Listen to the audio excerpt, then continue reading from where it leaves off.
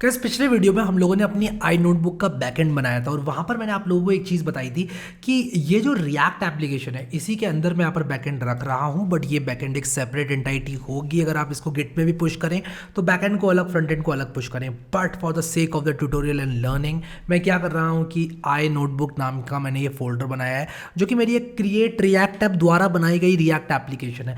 मैंने यहाँ पर क्या करा है कि इसको खोल लिया अपने VS कोड में और एक क्विकली काम मैं यहाँ पर क्या करूँगा, जो मेरा गिट इग्नोर है उसमें ये स्लैश लगा हुआ है। आप लोग यहाँ पर देख सकते हो कि जब आप इसका क्रिएट रिएक्ट ऐप द्वारा जनरेट किया हुआ गिट इग्नोर खोलोगे तो उसमें स्लैश नोड मॉड्यूल्स लगा हुआ है, जिसकी वजह से मेरे बैकएंड के अंदर का नोड मॉड्यूल भी गिट पर पुश हो जाएगा अगर मैंने यहाँ पर गिट पर पुश करने की कोशिश करी। तो इसलिए देखो यहाँ पर 1K+ लिख कर आ रहा है, बट मैं इसको हटा दूंगा क्योंकि मैं नहीं चाहता कि मैं नोड मॉड्यूल्स को पुश करूं।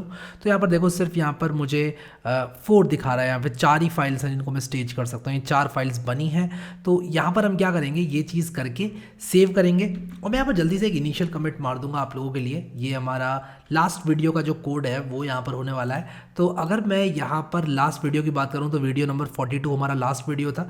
तो मैं यहाँ पर जल्दी से इसको गिट में ऐड कर देता हूँ। सबसे पहले स्टेज कर देता हूँ चेंजेस को और इसके बाद यहाँ पर मैं लिख दूंगा वीडियो 42 कंप्लीटेड। ऐसा करने से क्या होगा कि मैं आपको 42 वीडियो तक का जो कोड है वो दे पाऊंगा। मैं इसको यहाँ पर टिक कर देता हूँ, कमिट हो गया। अभी मैंने पुश नहीं करा है इस प्रोजेक्ट को, पुश भी कर दूंगा।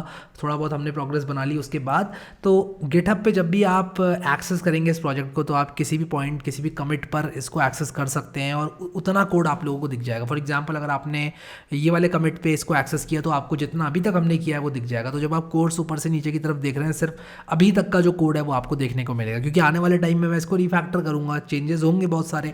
तो उन चेंजेस के बगैर यानी कि एट दिस पॉइंट आप लोगों को मिल जाएगा। आई होप आप लोग समझ गए। अब मैं इसको बंद कर दूंगा यहाँ पर, क्योंकि हम लोग काम कर रहे हैं अपने बैकएंड के अंदर और मैंने खोला हुआ है ये वाला फोल्डर अभी अपने विजुअल स्टूडियो कोड में। ठीक है, तो यहाँ पर मैं जल्दी से इसको दोबारा से खोल लेता हूँ विजुअल स्टूडियो कोड में। अभी मैं इसको दोबारा से खोलूँगा तो आप लोग यहाँ पर देखो ये मैंने दोबारा से खोल लिया इसको। ठीक है, तो अभी गिट भी मुझे कुछ नहीं बता रहा है। आप देखो पहले ये मुझे बता रहा था कि नोड मॉड्यूल्स को पुश किया जाएगा। अभी यहाँ पर देखो ये नोड मॉड्यूल्स मेरा जो है लाइट पड़ गया, क्योंकि मैं एक गिट रिपॉजिटरी के अंदर हूँ जिसमें नोड मॉड्यूल्स को गिट इग्नोर में डाला हुआ है। ठीक है, चलो ये तो एक बात हो गई। अब यहाँ पर जल्दी से बात कर लेते हैं कि किस तरह से हम लोग अपनी एप्लीकेशन को चलाने वाले हैं। ठीक है, तो हम लोग यूज़ करने वाले हैं एक्सप्रेस को, जो कि हमने ऑलरेडी इंस्टॉल कर लिया है। अगर आप लोग package.json देखें तो वहाँ पर आपको डिपेंडेंसीज में एक्सप्रेस और mongoose ये दोनों चीज़ें मैंने इंस्टॉल करके दिखा दी हैं। अब mongoose के अगर होम पेज पर आप जाओ mongoose.js.com पर, तो यहाँ पर ये लोग बता रहे हैं कि भाई देखो MongoDB का वैलिडेशन, कास्टिंग और बिजनेस लॉजिक बॉयलर प्लेट बहुत ज़्यादा दिक्कत करता है, इसलिए हमने mongoose बनाया ताकि आप ये सारी लाइन्स को यूज़ करके बड़े आराम से अपने काम कर पाओ। और ये इंडीड सच है। हम लोग देखेंगे कि किस तरह mongoose ज़िंदगी को आसान बनाता है। उसी के साथ साथ आप लोग यहाँ पर MongoDB कॉम्पस जो ये दिख रहा है आप लोगों को, इस पर आप लोग क्लिक कर सकते हो और MongoDB कॉम्पस आपका खुल जाएगा। तो मैं यहाँ पर जल्दी से आपको दिखाता हूँ MongoDB कॉम्पस क्या है। ये इनिशियलाइज हो रहा है, ये काम ज़्यादा टाइम नहीं लेता है, वैसे थोड़ा सा टाइम यार इसने यहाँ पर ले लिया, बट कोई बात नहीं। अब यहाँ पर आप लोग देखो ये कह रहा है कि कनेक्शन स्ट्रिंग यहाँ पर अपनी डाल दो। तो होता क्या है कि बहुत सारे लोग क्लाउड MongoDB एटलस इस तरह की चीज़ें इस्तेमाल करते हैं, जिसकी वजह से उनको स्ट्रिंग मिलती है वहाँ पर उन ऑनलाइन सर्विसेज पर, और वो यहाँ पर स्ट्रिंग को, उस स्ट्रिंग को पेस्ट कर देते हैं और उसके बाद कनेक्ट पर जब क्लिक करते हैं तो वो अपने रिमोट डेटाबेस से कनेक्ट हो जाते हैं। बट हम लोग जो यूज़ करने वाले हैं वो है लोकल MongoDB का डेटाबेस, यानी कि जो डेटाबेस है वो हमारे इसी कंप्यूटर में रहेगा जिस पे हम हैं। जब हम डिप्लॉय करेंगे तो मे बी हम लोग जो है कोई दूसरा इंस्टेंस बनाएं, शायद MongoDB क्लाउड, MongoDB एटलस जो होता है वो यूज़ करें, कुछ भी आप लोग कर सकते हो। ठीक है, बट अभी हम लर्निंग के लिए कर रहे हैं तो हम fill in connection fields individually पर क्लिक करेंगे और हाँ, हम लोकल होस्ट और जो डिफ़ॉल्ट पोर्ट है सब चीज़ें सेम रखेंगे। ऑथेंटिकेशन भी हमें नहीं देना क्योंकि यार हमारा ही कंप्यूटर है। ठीक है, और कनेक्ट पर क्लिक करें। ठीक है, तो यहाँ पर कनेक्ट क्लिक करने के बाद आप लोग देखो यहाँ पर जो है मुझे डेटाबेस, परफॉर्मेंस, ये सारी चीज़ें मिल गई हैं। अब मैं अगर यहाँ पर कनेक्ट पर क्लिक करके डिसकनेक्ट करूँ और यहाँ पर मैं इस कनेक्शन स्ट्रिंग को कॉपी कर लूँ, आप देखो यहाँ पर मेरी जो कनेक्शन स्ट्रिंग है मुझे मिल गई है। जैसे मैंने कनेक्शन फील्ड्स को मैनुअली भरा, देखो यहाँ पर कनेक्शन स्ट्रिंग मुझे मिल गई है, लोकल होस्ट और ये सारी की सारी चीज़ें मिल गई हैं। अब मैंने इसको अगर कॉपी करके और अपने mongoose वगैरह में मैं पेस्ट कर सकता हूँ। यहाँ पर ये नहीं चलेगी, mongoose वगैरह में मैं पेस्ट कर सकता हूँ इसको और ये कनेक्शन स्ट्रिंग का वो पार्स करके हम कनेक्ट कर पाएंगे उसके बाद। ठीक है, तो यहाँ पर अभी हम क्या करेंगे, बहुत ही बेसिक काम करेंगे हम लोग, जो कि है हमारे mongoose से कनेक्ट होना। तो अभी सबसे पहले हम लोग यहाँ पर क्या करेंगे, अपने डेटाबेस के साथ कनेक्ट होंगे और उसके लिए मैं एक फ़ाइल बनाऊंगा db.js। तो इसके अंदर मैं डेटाबेस से कनेक्ट होने वाला कोड लिखने वाला हूँ। मैं कंसर्न्स को थोड़ा सा सेपरेट कर रहा हूँ। उसका रीज़न ये है कि मैं चीज़ें अलग अलग रखना चाहता हूँ सारी, ताकि डेटाबेस से रिलेटेड चीज़ें एक जगह पर हों, मेरे राउट्स अलग हों, मेरे जो मॉडल्स हैं mongoose के वो अलग हों। मैं किस बारे में बात कर रहा हूँ आप लोग को अभी थोड़ी देर में समझ में आ जाएगा, और जैसे जैसे आप लोग इस कोर्स में आगे बढ़ोगे चीज़ें सेंस भी आप लोगों को बनाने लग जाएंगी। ठीक है, सो आई होप समझ गए आप लोग कि ये सारे काम क्यों किए जा रहे हैं। ठीक है, तो अब मैं क्या करूँगा, यहाँ पर जल्दी से आप लोग को बताऊँगा कि किस तरह से हम लोग अपने बेसिक MongoDB सर्वर से कनेक्ट कर सकते हैं। ठीक है, तो अपने MongoDB सर्वर से कनेक्ट करने के लिए सबसे पहला काम जो मैं करूँगा वो mongoose को लेकर आऊँगा। मैं लिखूँगा const mongoose is equal to require mongoose। यहाँ पर आप लोग नोट करें कि हम लोग यहाँ पर ES6 मॉड्यूल्स को इस्तेमाल नहीं कर रहे हैं, हम कॉमन JS मॉड्यूल्स को इस्तेमाल कर रहे हैं क्योंकि हम Node.js के अंदर है अभी। ठीक है, और मैं यहाँ पर const mongoose is equal to required mongoose करूँगा। उसी के साथ साथ मैं एक चीज़ और करूँगा, यहाँ पर जो मेरी URI है mongo URI is equal to, मैं ये स्ट्रिंग को पेस्ट कर दूंगा। अब ये मल्टीपल लाइन में आपको इसलिए दिख रही है क्योंकि मैंने वर्ड रैप को बंद किया हुआ है। ठीक है, वर्ड रैप को ऑन किया हुआ है, सॉरी। तो आप कमांड पैलेट पे जाकर यहाँ पर टॉगल वर्ड रैप कर सकते हैं। तो देखो यहाँ पर अगर मैं ऐसा करूँगा तो ये लीक करने लग जाएगा बाहर, बट मैं चाहता हूँ कि सारी की सारी चीज़ें स्क्रीन पर रहें। हमेशा से ही मैं वर्ड रैप को ऑन करने का फ़ैन हूँ।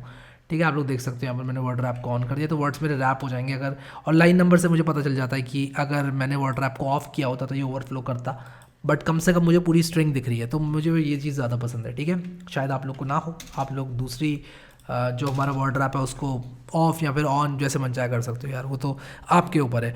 अब यहाँ पर बहुत ही सिंपल है DB के साथ कनेक्ट करना। मैं क्या करूँगा कि कनेक्ट टू mongo करके एक फंक्शन बनाऊँगा। तो मैं यहाँ पर लिखूँगा const connect to mongo is equal to एक एरो फंक्शन।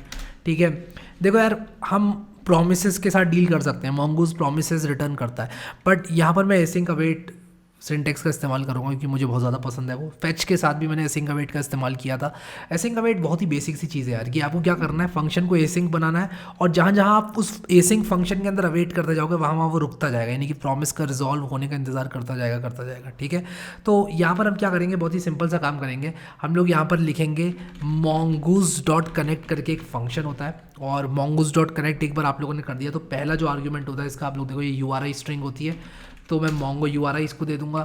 और इसके बाद एक ये कॉलबैक फंक्शन देता है। ठीक है, एक कॉलबैक फंक्शन देता है।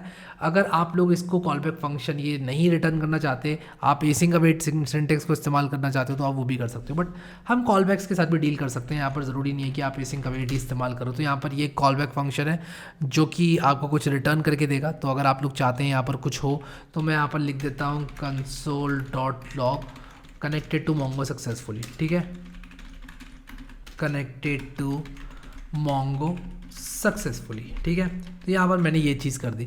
अब मैं इस फंक्शन को यूज़ कहाँ पर करूँगा, मैं क्या करूँगा कि इस मॉड्यूल को इंपोर्ट करूँगा db.js को। ठीक है, अब यहाँ पर मुझे एक काम और करना पड़ेगा। मैं लिखूँगा module.exports is equal to connect to mongo। तो ये जो फंक्शन है इसको मैं एक्सपोर्ट कर दूँगा, तो ये फंक्शन मेरा एक्सपोर्ट हो जाएगा। अब मैं यहाँ पर कुछ ऐसे लिख सकता हूँ const connect to mongo is equal to require, और इसके अंदर मैं लिख दूंगा यहाँ पर ./db। ठीक है, अब मैं यहाँ पर कनेक्ट टू mongo अगर इस तरह से रन करूँगा और मैं आप लोगों को यहाँ पर nodemon से इसको रन करके दिखाऊँ। बाय द वे मैं यहाँ पर npm i-t nodemon करूँगा तो nodemon मेरा इंस्टॉल हो जाएगा। ठीक है, और यहाँ पर -D करने का मतलब ये है कि ये डेव डिपेंडेंसी के तौर पे मैं इसको रखना चाहता हूँ, क्योंकि मैं इसको अपनी एप्लीकेशन के पैकेजेस का पार्ट नहीं बनाना चाहता, डिपेंडेंसीज का पार्ट नहीं बनाना चाहता। आई होप आप समझ गए। npm i-t nodemon इसलिए किया।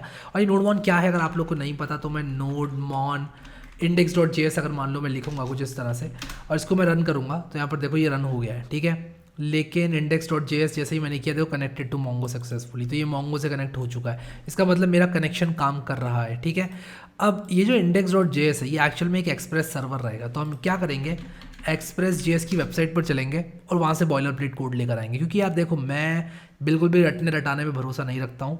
मैं तो ये कहता हूँ कि यार आप लोग कोड के कॉन्सेप्ट को समझो और भूल जाओ, ठीक है, और फिर उसके बाद ये वाले काम करो, इस तरह से कॉपी करो यहाँ से और पेस्ट करो, ठीक है। आराम से आप ये काम कर सकते हो, ठीक है। अब कनेक्ट टू मोंगो मैं एट द टॉप करना चाहूँगा, ठीक है, तो ये चीज़ आप लोग देख लो। और ये जो रिक्वायर वाला सिंटेक्स है इसको भी एट द टॉप रखना चाहूँगा। अब जैसे ही मैं इसको सेव करूँगा आप लोग देखना मुझे रीस्टार्ट करने की ज़रूरत नहीं पड़ेगी, अपने सर्वर को ऑटोमेटिकली रीस्टार्ट हो जाएगा। देखो मैंने कंट्रोल एस किया, अब नीचे देखो कंसोल पर सबसे पहले तो एग्जाम्पल ऐप लिसनिंग एट ये लिख कर आ गया, फिर कनेक्टेड टू मोंगो सक्सेसफुली लिख कर आ गया। ऐसा इसलिए हुआ क्योंकि मोंगो कनेक्ट होने में थोड़ा टाइम लेगा, तो जब भी मोंगो कनेक्ट हो जाएगा तब ये कॉल बैक फायर होगी, ठीक है, और उतनी देर में जो है बाकी नीचे का कोड रन होगा। तो एसिंक्रोनस नेचर को भी समझो जावास्क्रिप्ट के, कभी भी कंफ्यूज मत हो एसिंक्रोनस नेचर से। कभी ये मत सोचना कि सी या सी प्लस प्लस की तरह, जावा पाइथन की तरह जो चीज़ ऊपर लिखी है वो पहले एग्जीक्यूट होगी और उसके बाद ही नीचे की चीज़ एग्जीक्यूट होगी। जावास्क्रिप्ट जो है वो नॉन ब्लॉकिंग नेचर पर काम करता है।